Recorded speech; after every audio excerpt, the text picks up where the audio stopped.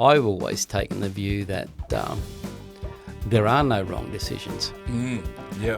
You can make a decision and it may not turn out the way you want it to do, but you've made the best judgment call that you can on the information that you've had available to you at that particular time. Yeah.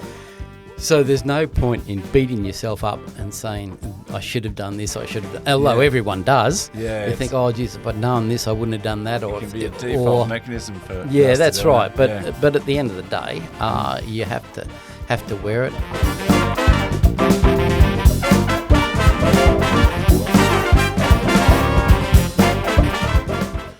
All right, welcome back to another Sauna Sessions with Shea. Today in the sauna, we've got Bob Campbell. Bob Campbell, I've known for many years. Absolute legend of a man. I think I met him because he used to work with my parents at a place called Bridgeworks Personnel. That was, how long ago, Bob? About 20 years? It'll be in the 1990s. 1990s. Firstly, welcome. Thank you so much for coming on, or coming into the sauna. It's actually, 35 degrees outside today, so we didn't need to turn the sauna on. Well, mate, anything to do to help me lose weight. I'm glad I got this robe around me. Mate, to kick us off, there's always a ceremonial ladling of the water. Yes, yeah, let me do that. If you're happy to do that, just make sure you don't burn your hand, mate. Okay. And just cover those rocks. Sprinkle it over the rocks. That's it. Lovely. Oh, beautiful. Oh, It's mate, not too steamy today, but it will steam steaming up already. Yeah. Awesome, mate. Now, mate, the reason I got you on the podcast is I've always just loved your tenacity in life to go for something and go get it, but I've also appreciated this other side that's very humble and very endearing and very kind. Don't lay it on too thick. Well, let me get some peanut butter out. I'm going to lay this on. I'll be sprouting wings and polishing the halo shortly. Well, mate, I haven't met too many people like yourself, and I do come to you for chats time to time because you've always got words of wisdom for me. But as you know, I actually, with these podcasts, I want to give as much value and help as many people as I can. I'm very interested in the mindset behind, what makes you so caring, kind, loving over here. And maybe the angel on one shoulder. Now, I'm not saying there's a devil on the other shoulder, but there's tenacity, determination, and just you'll go for it, whatever it takes to get that yes answer. Where does that come from, mate? And what's the mindset behind that? Well, I guess to answer the first part of the question, I think a lot of it is hereditary, and you learn a fair bit from your parents in terms of how they treat people and how they see the world. Yep. And a lot of that is subconscious learning. So I was fortunate to, particularly my mother, she was a very kind, considerate and wise person. My father, he was a wool classer, so he was away a hell of a lot out in the country. So, and also, although there is only, I have two siblings, a younger brother and a younger sister, we were, through my mother's family circumstances, we had a lot of our cousins staying with us. So eventually, in our house, generally, there was about 9 or 10 kids, So you were battling hard. There was other sibling rivalry, or just no, it wasn't any rivalry. No? It was more about friendship, and we'd have mini Olympic games.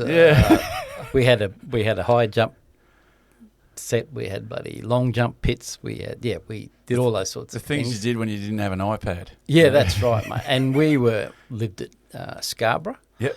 The road that we lived in was a dirt road when we got there, and we were only 2 houses in the street.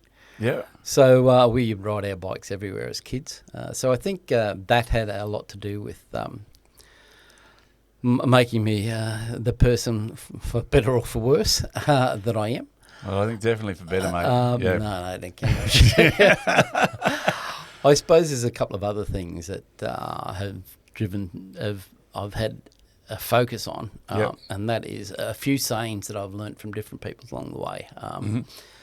One which was from a manager of mine, a guy by the name of David Allison. David has since passed away, but he was a mentor. He was a really charismatic guy. He had some sayings. The first one was, your strengths are your weaknesses, meaning that whatever made you strong in certain circumstances, you need to be aware that that could be a weakness in other circumstances. So Right. you had to be, don't get too full of yourself. Does that come with complacency? Is that? No, I think it's more about looking at it and saying, well, if you take an example where you want to be a driven person, if you take that same drive and apply it in circumstances where it's not appropriate, where you've got to lead people rather than drive them, Yeah, right. it's not going to work for you. So it's that push and the pull. So it is. It's Yeah. being able to understand what your personal characteristics are and when best to use those characteristics. So you heard that, took it on board, and ran with it. And That was it was sort of an unspoken thing that I was aware of, but it's like many things that you subconsciously you know a lot of how to manage things, but until someone actually enunciates it, you don't really see. Oh yeah, that's what I've been doing. Yeah, wow. The other thing that David used to say was manage your manager. So he wanted people to tell him what he needed to do. Right. And the other key factor was in the reverse hierarchical structure. Yep. So typically you've got the CEO at the top and the clients at the bottom. Yep. And the vision that he always had, or the vision that I took from him, was the CEO is at the bottom. He should be supporting all the other customer service and clients to do their job. Mate, I think that's why, in so many ways, we've connected, because you've always been the last to, you've always put yourself last. And not like in a way that I see the way you treat your employees. To me, it was night and day. I mean, I've never seen too many people do that in Australia. And but I know it's out there. Obviously, you're a living example. I know there's more people doing it, but you've always you've led in a certain way that you're never the first in line for food. You're never the first to do that. You're always at the back. But there is an utmost respect from everyone around you in your leadership qualities. So I don't want to, I don't want to. Yeah, no. I think what is important is leadership by example, and leadership is not a quality that you bestow upon yourself. Yep. It's leadership that is a quality that other people. Yeah. So you can be the old story. You can be a manager. That doesn't necessarily mean you're a leader. No. So you need to separate those two qualities. Yep. Having said that, you also need to be aware of mind that the buck stops with you. Yeah. So if it comes at the end of the day, I've always worked on the basis that I'll try and get a variety of opinions, and if I can get consensus on the direction to go, I'll try and do that. But if at the end of the day, the whole focus of the organisation. Yep. And do you want to get that? We might just. All good. All good. We just. Where is it? Well, it's not me. Is it? It's not me. It's you. It's bloody outside. Yeah. No, all good, mate. All good. Sorry. Yeah. We'll keep rolling. Keep going. Yeah. So, I lost the thread of where I was. Sorry. That's mate. all right, mate. So I think the reality there is that if you really want to lead people, you have to give them a level of responsibility as well. But at the same time, you have to be prepared to make the hard decisions. And everyone knows that they've been listened to, and if their advice hasn't been followed, they can accept why that is. And at the end of the day, you've just got to say, well, this is the position that I want to take. Do you feel like that that freed up a lot of real estate in your brain, knowing that you're the CEO of and we'll get into this in a little bit, that it's all on your shoulders, and then there's no excuses from you? So as you said, the buck stops with you, and therefore when you take responsibility for the position that you're in, it's very freeing to get on with things and focus your energy on places where I don't know. I think I'm sure there's a lot of leaders out there that make excuses for why things don't go according to plan. I think at the end of the day, you got to take responsibility, and if it doesn't work, and depending upon how high you're in the organisation, if it doesn't work, well, you've got to accept the consequences. Yeah. But having said that, I've always taken the view that there are no wrong decisions. Yeah. You can make a decision and it may not turn out the way you want it to do, but you've made the best judgment call that you can on the information that you've had available to you at that particular time. Yeah. So there's no point in beating yourself up and saying, I should have done this, I should have done... Although everyone does. Yeah. You think, oh, geez, if I'd known this, I wouldn't have done that. Or it can be a default mechanism for yeah, us that's to do right. it. But at the end of the day, you have to wear it, and in some cases, just hope like hell that it works out the way you thought. That's it, mate. Well, look, if we can move now on to I just want to talk to you about... Do you want to get that phone? No, don't worry about it. I've left the bloody phone in the sauna and it's vibrating the whole barrel. What I wanted to talk to you about, which I, saw from yourself, was that you took a company, this is the laundry, from something that was in a lot of strife, a lot of trouble, and you flipped it on its head and you turned it into a raging success. What was the mindset to go, all right, I'm going to sink my teeth into this and flip it and actually turn it into something that you're proud of? It's one of those things where I've had a variety of career moves. I've been a cleaner at Myers, and I've cleaned toilets and I've cleaned floors. Yeah, I've worked at Bucks Pies, where I've been a dough mixer. Yeah, I've worked in the insurance industry. Yep, and then in the non-profit sector, and each of them have had different learning experiences. Yeah. So, I guess in looking at what happened at the laundry, I suppose the first question that's been asked to me is, why did you want to take it over? It was seen as a poison chalice. Yeah. That it was gonna be a no-win scenario. Can you just take us to the time and space? Like, you were at Bridgeworks at the time. Someone came in and said, "Look, the laundry." It wasn't quite like that. It was I was working at Bridgeworks Personnel, which was a mercy ministry that helped disadvantaged job seekers. Yep. And we'd implemented quite a number of successful employment programs, some of which were leading in gaining employment for Australia in their outcomes for job seekers in Australia. Yep. And we were having morning tea with a group of nuns. Yep. And they happened to mention that the laundry wasn't working too well. Okay. And I said, I'd been at Bridgeworks then for 8 years. Okay. And I said, look, is there something I can do? Right.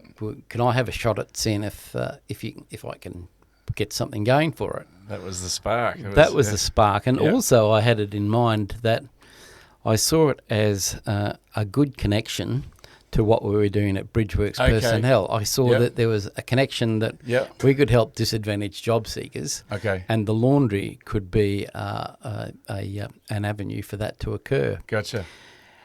So there was a multi-purpose behind it. The other thing, I suppose, is another philosophy of mine is you don't want to die wondering. No. So if an opportunity comes up, and then I'm happy to give it a shot. As I said, I had no experience in the laundry industry. Yeah. Had no experience of working with people with disability. Yeah. So just to sort of put that in perspective about the laundry employed 220 people. Yep. Of those, 40 people had an intellectual disability. Yep. We pushed out 120,000 kilograms of laundry a week. The laundry had been operated by the nuns, and the oldest commercial laundry. It's been operating for 125 years. Yep. So it would have been a shame to see that legacy disappear. For sure. So the rationale behind me taking it over was, and to be quite honest, when I took it over, it was, there's an old story, ignorance is bliss. Yeah. I didn't know Yeah. how many issues I was going to have to resolve there. Yeah. Having said that, you live and learn as you go. Yeah. And you also have to be aware of that you're not going to solve everything in the first 3 months, whatever. It's patience and time. It is, and it's learning the business without necessarily seeing that you need to go in and be a know-it-all about everything. So I had some management skills. In what needed to change, it wasn't one specific thing. Mm-hmm. There was a range of things. The first thing was that the culture of the organisation needed to change in terms of the fact that I think it's important that staff know that they have a vested interest in the future of the organisation. And that's really hard to impart in today's environment. One of the things that concerns me about people working from home, I can understand why people do that, but I think that's very difficult for organisations, the CEO or the executive team, to impart the culture of what they want with those people if they're not there. Well, there's a disconnect. There is a disconnect. And the other thing I think was, so there was cultural change was required. There was required better financial management and also operational reporting. So that we knew where the organisation was in terms of its performance, in terms of the machinery, output. We had 10 key performance indicators that we looked at on a weekly basis. So you needed strong reporting requirements so you knew where you're at. You needed to be able to foresee difficulties that were coming up. And also the other thing which was critical was the fact that the pricing structure we needed to put value into what the product that we were supplying. Right. And we were supplying healthcare linen to major hospitals and aged care centres, which under the Australian standards imposes quite a significant onus in terms of separation of soiled and clean linen, thermal disinfection, how the whole logistics is delivered. Also, it's not just a laundry service, it's a hire linen service. So every piece of linen that went out, we owned. And, so there are major issues. And then they come back, obviously. They come back and cleaned. You've got to clean them and you wash them and they've got to pack the trolley and the trolley goes into the ward or wherever and then it's collected what's used or unused and it's topped up. So that was an impress system that operated. We operated a number of delivery systems. But it was important for people to feel valued within the organisation as well. And if that meant like we had floods and number of disasters, machinery breakdown, that the management had to be seen on the floor. Participating and helping overcome the difficulty. Management just sitting back in their offices. Not just sitting back in the office, say do this, do that. That's not leadership. Leadership is we're all in this together. We've all got to manage it. And the other thing is I always took a view that I wouldn't ask anyone that worked for me to do something I wouldn't do myself. I think that's important, isn't it? So when I was in insurance, if we had a customer complaint, I would always, and the customer was getting a bit stroppy or whatever, then it was up to me to step up to the plate. You would never pass the buck, right? No, well, I think that's a bit of a given in terms of how you manage people. Show leadership. From what you've just said, you're pulling from all these, making bloody dough at a time. Like you've got so many life skills from all these jobs that you've had over time, and it was kind of almost leading to this. And in some ways, you had so many feathers in your cap already. So going into, obviously, there's still like this is a monstrous job to try and change a culture, change the finances of a company, change the structure of a company.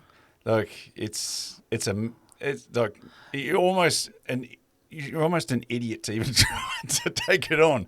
You know, as you said, like naivety is like, you know, it's a bit like bliss. Winston Churchill said. Yep. There are no great people. No. There are circumstances that make people great. Yes, yeah. So how you adjust to those circumstances, Yep. and that gives you the opportunity to demonstrate the skill set. Yep. And you don't necessarily know you've got those skills yourself until you're put in that scenario. So, and you draw on the experience of others that are doing Do you get urged on by people saying, it can't be done, Bob? It just can't be done. Don't even try. Does that actually go, well, fuck you, let me show you how? Well, that's been told to me on a number of occasions that you're not going to be able to do this is not going to happen. Yeah. And does that spur you on more? Yes and no. Yeah. Yes, you've got to say, well, why are they saying that, and what do I need to do? Because there are some times where it doesn't matter. You can bash your head against the brick wall. Right. Yeah. They're right. Yeah. They're Yeah. right. So you can't be so arrogant to say that I'm always going to fix it. You got to compute. You've got to look at it, but you've got to have an underlying confidence to say, I'll pick the time when it's not going to work. Yeah. And because if you don't, you're going to be foolhardy to keep bashing your head against something and you just fall deeper into a hole. Yeah. So you've got to strike the right balance between when something is doable and you've got to know it in your own mind. Yep. And as I said before, there are no wrong decisions. Yep. There are just decisions that you can make on the best information you've got available to you at the time. Don't dwell.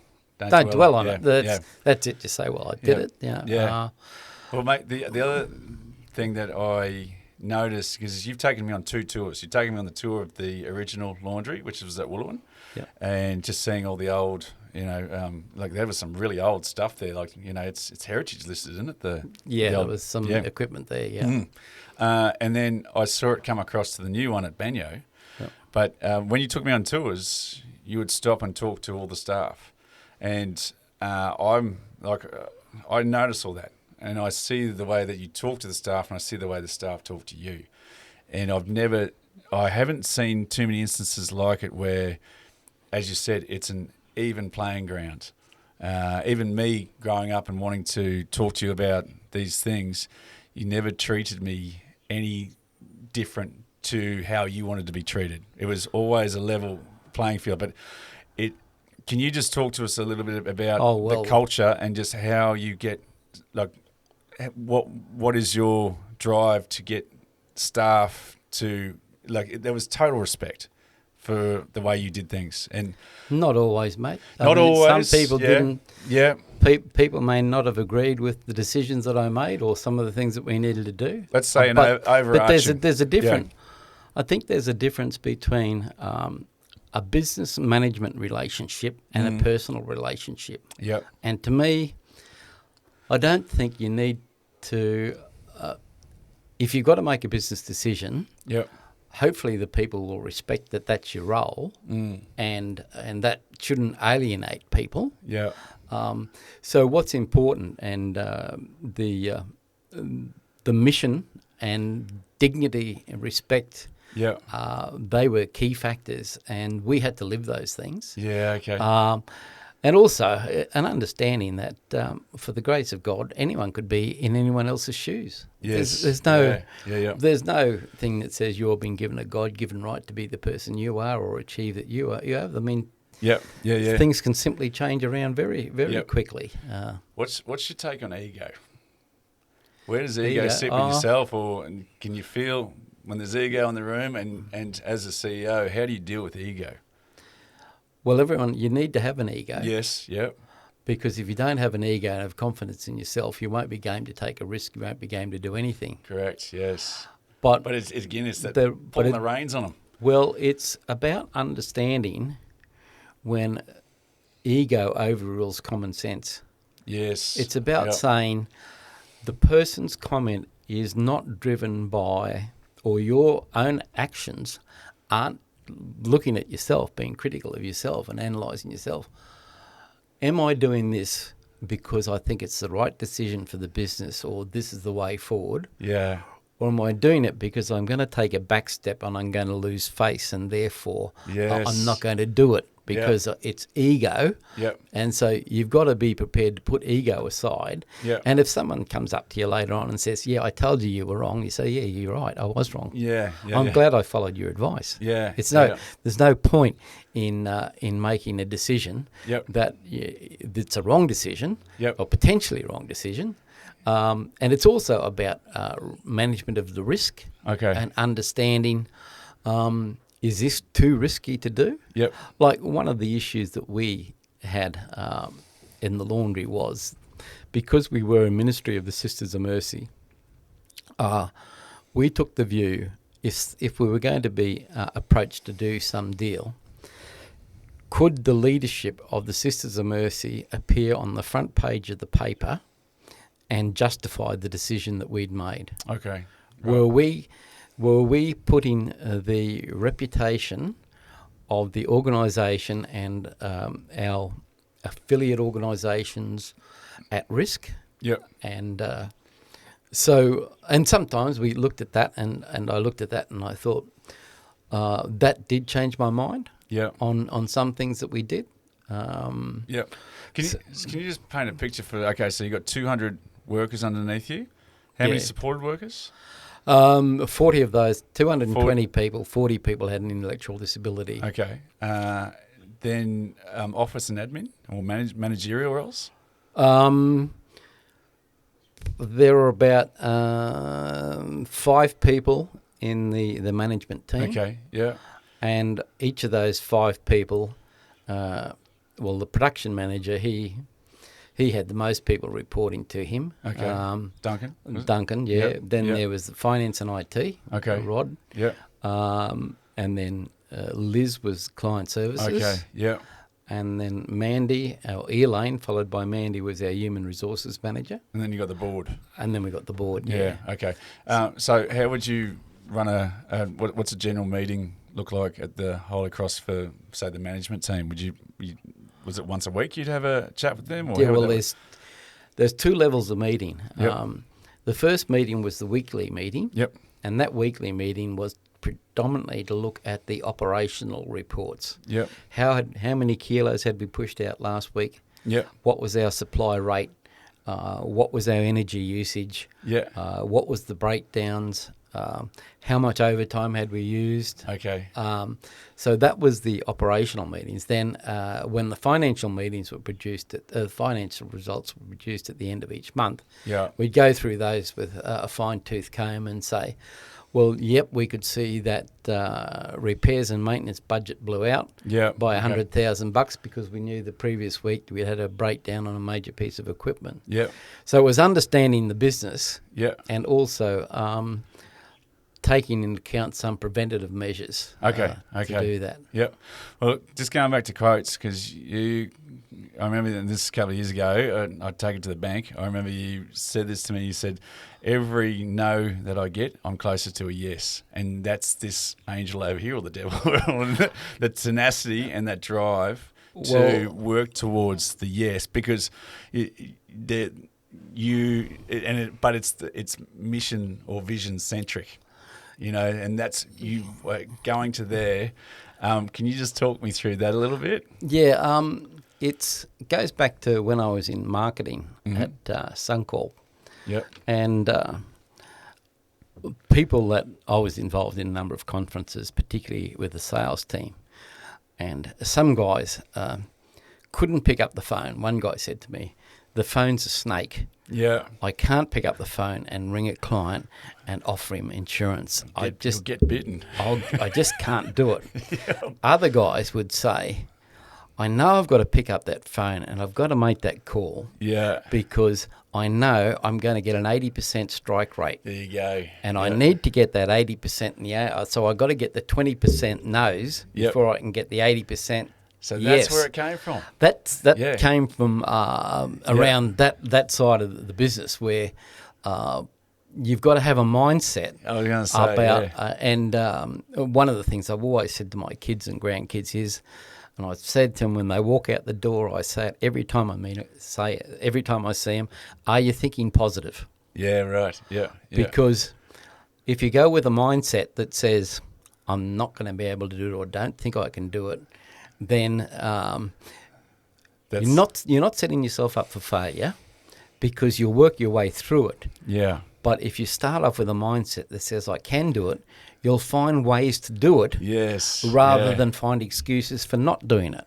Yeah, I get you. Yeah. So it's about saying, and it's the old glass half full, glass half empty scenario. Yeah. But I've always said to my kids, are you thinking positive? Yeah. I say it to them. They get sick of me saying it to them. Well, I with my partner, we say all the time, like sometimes, if you've said yes to a party or something, you just don't feel like it, but you've committed. It's like, okay, well, we've got to go to this thing, so let's bloody turn up as the best human beings we can. But it's making that decision before we even go, and it's a conscious one as opposed to an unconscious one where you go, oh, fuck, I don't want to be here. Yeah, that's right. Yeah. So, but then when you go into a room, it's like, okay, I'm here now, so why not enjoy it? Yeah, that's right. So I've put the time and effort into it. Yeah. So I've got to do it. And, an example recently is my eldest granddaughter was going for a job interview. Yeah. And Emily, I said, Emily, you're going in there thinking positive. Yeah. Because, having said that, my daughter also is somewhat of a driven person as well. Yeah.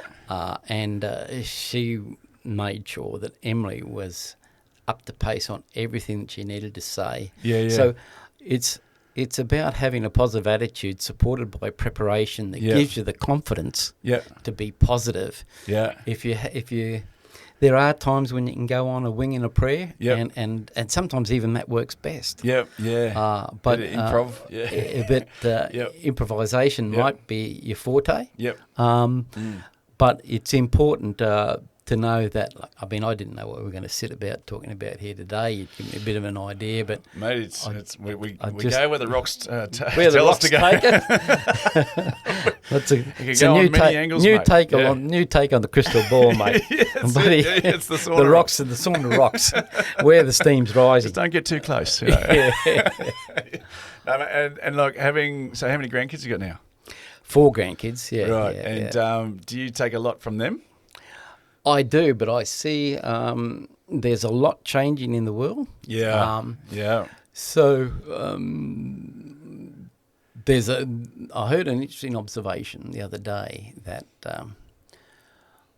the longest that the current crop of people gain for jobs is likely to be they'll be in the job 4 years. Yeah. So there's a complete change of mindset about. And that's not saying that's a bad thing. It's a swipe right mentality. It's quick and now to stay long, even relationship wise. I see. I feel very lucky that I've met my partner the way we did, but I had to put in a lot of effort, and so did she. That's right. Do you know what I mean? And then you start to work each other out, and now it's solid. But that took time. When there's we need it now kind of, or it's not everyone, no. But it's like, okay, what's the next thing? And it's like, I get where you're coming from. I can't imagine that being good for businesses, that there's a massive turnover all the time. But I also see this is what's coming. So it's either you can whinge about it, but it's not going to help. So it's a change of the guard. And I think the internet's got a massive part to do with that. Yeah. And I think, but there will be strategies developed around that, and I think that's happening now. In terms of offering people share ownership, and a whole range of things. Do you know? Can I give you my take on this? Yeah. I've actually, because I think stupid shit all the time, but I actually think in some way the change from say a leader to a worker. Now there's a big push for people. Well, you're better than that, right? Go live your dreams, right? You're only as good as your paycheck, right? I feel in some ways that actually robots will start to take over those jobs Now, whether people will understand their greater good or what they are meant to be, right? I think we're heading towards a society that obviously as a boss, you want to give as much value as you can, right? And not in all respects and in all regards. I think there's always room for that. There are always going to be need people that are just happy doing that. But this is the change of the guard. I see kids getting online that are 12 making $1 million on YouTube. You know, like you see all these things changing, and it's not a bad thing, but it is very disruptive. And I can see for businesses, it's very hard to coordinate and try and get their heads around, because it's like, well, if that job doesn't work, I'm just going to go over here and do this other job, or I'm going to do my YouTube channel and see how I go with that, and I'm just going to live at mum's house, you know. Fuck the $12 an hour, like, you know what I mean? So it's exponentially in some ways growing at a faster rate, I think, and it's just what's happening with the internet and now with AI. Yep, it's just a changing landscape. Yeah. So the message somewhat there is how does that impact upon the employee-employer relationship? Does the employer take the view that this person's only going to be with me for 2 years? Yeah. And therefore I'll structure it, the whole the business around that model. Yeah. And say that, and therefore that could be a driver for artificial intelligence. Yeah. For saying, well, if I can use AI and less people, AI is not going to leave me.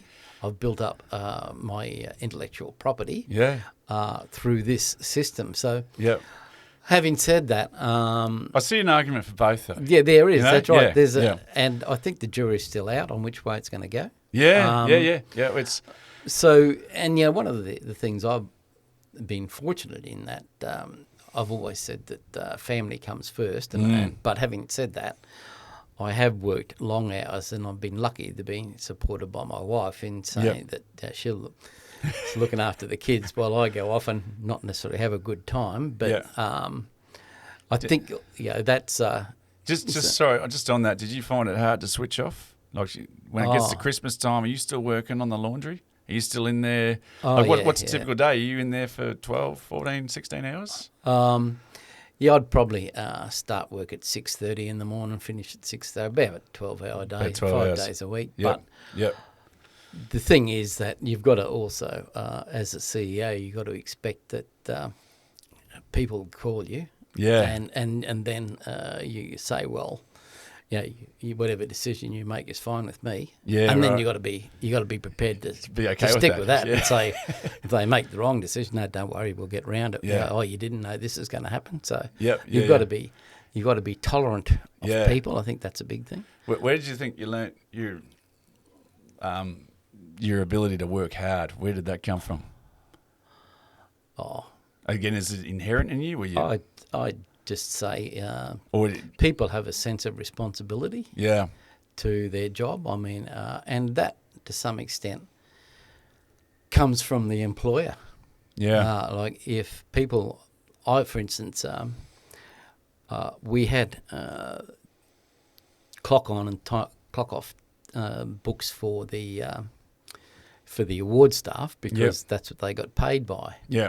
But the office staff, we didn't. Salary was that was salary, and what my view was that you're working until the job's done. I'm trusting people, and if they tell me that the job's done and they want to have a day off or whatever, fine, so no worries. So there's a flexibility around that as well, as long as the work is getting done. Long as they're living up to their end of the bargain. Yeah, I'm happy with that. That's all you can ask of someone. Yeah. Having said that, I can categorically say that I never felt that trust was misplaced. Yeah.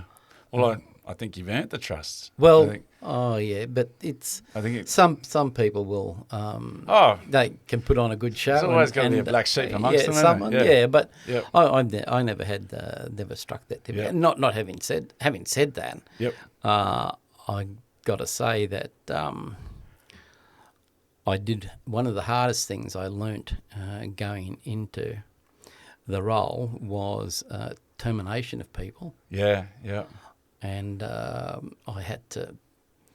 I found that I had to do that a lot as part of the cultural change. Yep. And that,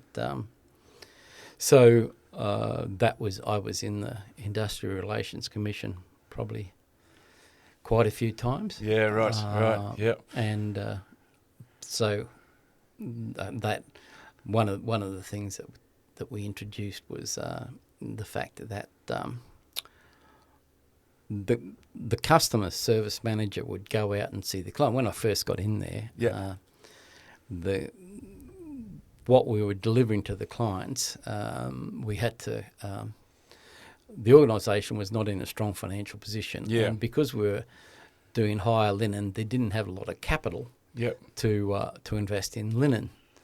And in some cases, as I said, the attitude was so we didn't have all that strong a relationship with a number of our clients. Yeah.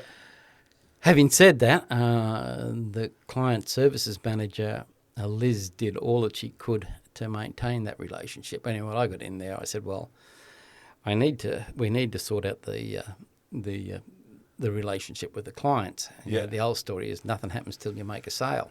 Doesn't matter. You can be the best performing organisation in the world, but if no one wants what you're offering, then you got nothing. You got nothing. Yep.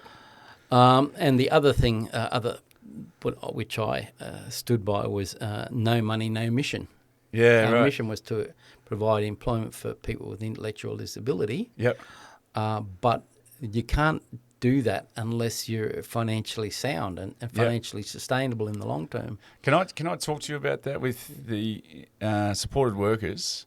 Because like when we did the Beats Bus and work with kids, we had to go and work with support kids at special schools and stuff like that. And I was always very intrigued by because you never knew what you were going to get, right? What was your approach to taking on supported workers? And because obviously you can throw all these rules out there, or this is what's going to happen, this is what's going to play, and they're like, no, I'm not going to do any of that, or they just. So how did you manage? Because I've always had an idea that with supported work, or even I've got cousins and stuff that have got schizophrenia, all these things, and I've always felt there's a place for everyone in the world, right? And there's always, and it's just finding that, and I think 90% of the world is like, oh no, we don't do it that way. But I think it's just putting that puzzle together and working out how did you put the puzzle together with supported workers? Because you're dealing with, was it Down syndrome? There was a range of intellectual disability. Just the broad cover was intellectual disability. So how hard was that to manage? In some instances, it was difficult, but I used to say that if I had the same level of problems with the mainstream as I had with people with an intellectual disability, I'd be a happy man. Yes. Because the people with an intellectual disability, and having said that, I have terminated the employment of one person with an intellectual disability. Yeah. And the rationale behind that was their behaviour was so disruptive. Yeah, okay. And so aggro to everyone else in the place. Yep. That we couldn't accommodate it. And also bear in mind that we're working with machinery. Yes. Massive machinery. Yep. The workplace health and safety risks are managing that is paramount. Yeah. And you can't have a scenario where people put themselves or others at risk, whether that be through their behaviour, their physical actions, or whatever. So, did you find again, just perspective? You've got a supported worker. No one wants to give them a job. They come into the laundry. They are so grateful for that job. You've got someone who is just off the street, comes in and is like, I'm better than this job. The supported worker, you take any day of the week over the person who's, I'm too good for this job. I wouldn't, that doesn't resonate with me in those terms. Okay. we worked on the basis that we're a fully autonomous workplace. Yeah. So we'd have mainstream people working beside people with an intellectual disability. Yeah. I can only think of one occasion when I was interviewing someone for a job, and it was a supervisor management role, and this person said to me, "I can't work with people with people with disability." That's the only occasion. So now, in fact, it worked out to me.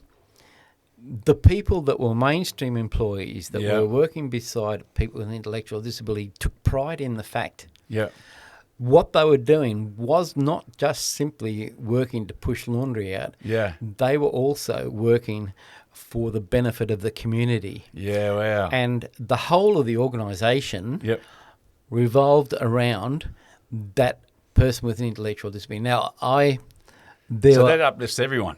That uplifts everyone, Yeah. and people see it as adding a bonus to the work that they're undoing. They're not just working for a paper. And look, because that differed from person to person. Yep. But I never had any real issues with bullying of people with an intellectual disability by mainstream people. Yeah, right.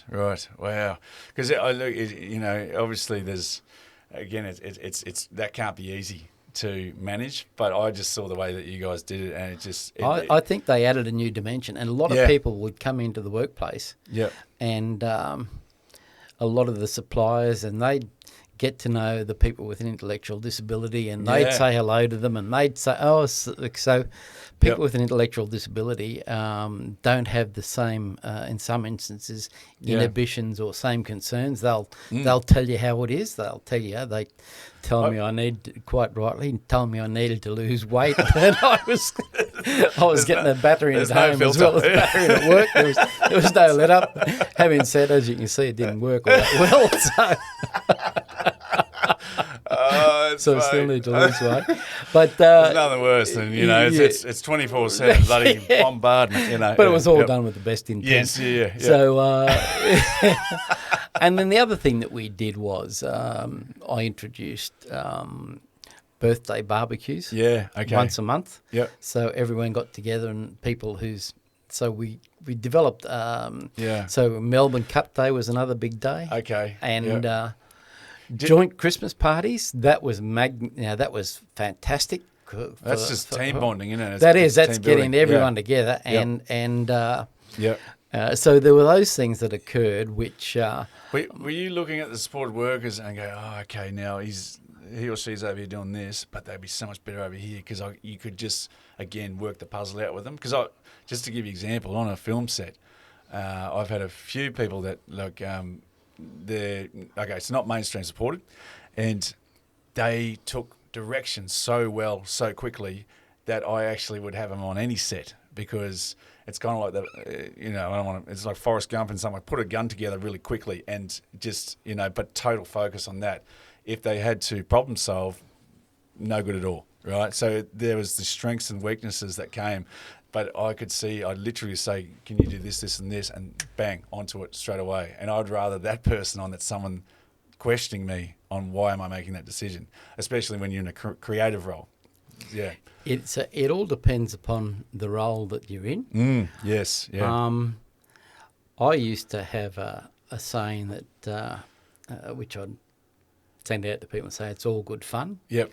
Because I think it's important to keep a perspective on it as well, to say that we can't be entirely, if we're going to be not have some fun out of this whole process, we're not going to be able to sustain it. It's just going to, you're not going to enjoy life. But was that, because I'll wrap, we're just about, it's bloody hot in here. Okay. But with the fun aspect, is that the overarching thing in everything? Is like, if we're taking life too bloody seriously, what the hell are we doing? So the fun, like obviously there's, we've got to get serious, we've got to get in, we've got to get things done. But and that's the other thing I noticed with it, it was a fun environment. Duncan's part of it. Like he had a bit of a comedic timing to him. Yeah. And he's on the floor. So in some way his role is pivotal, isn't it, to how everything plays out. But you also... Well, you've got to be able to laugh at yourself. Yes, yeah. You've got to be able to laugh at have a laugh. Yep. I don't. It's not. It's a bit simplistic to say it's all about fun. No, I know. It's about saying that there are a number of attributes that contribute to the overall success. Yeah. And if that sole attribute is, if success is achieved Yeah. by cynicism Yeah. and being critical of people and not allowing people to grow, Yeah. then that's not my definition of success. Yeah. So you might have, so you've got to have financial success, you've got to have operational success, and you've got to have moral leadership, and also, wherever possible, make sure that people are feeling looked after, cared for, and also valued. When that structure and those processes are in place and the expectations are in place and all the stars align, that allows you to have fun along the way. It does. It happens as an incidental bypass to the whole process. Yeah. If you're running a shit show of a business, everything's finances are crap, everything's down in the dumps, you find it very hard to have fun when you're stressed about a business that's not working. Yeah, and I also think another thing that's important is to build strong relationships with various stakeholders. You've got to be prepared to promote your business with people that matter. You've got to be prepared to take the time to have people come in and examine what you're doing. Yes, okay. And listen to what they got to say. Yeah.